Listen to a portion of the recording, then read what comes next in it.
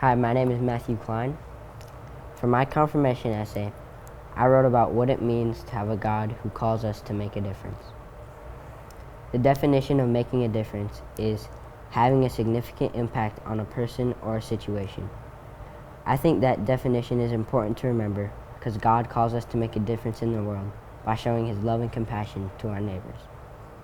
I try to do this as much as I can, but sometimes I forget or do the opposite. When that happens, I like to take a second and remember, no matter how much I mess up, I'm still enough for God and He still loves me. That fact is very comforting to me.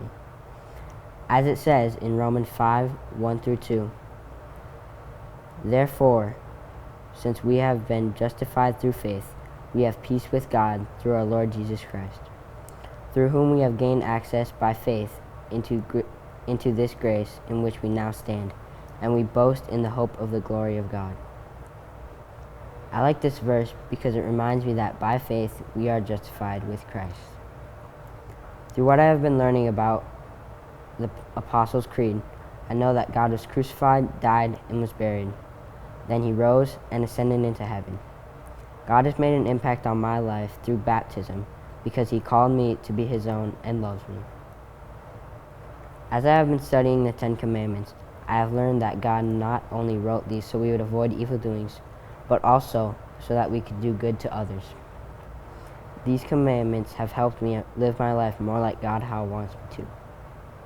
As it says in Hebrews 13:16, "And do not forget to do good and to share with others. With such acts God is pleased."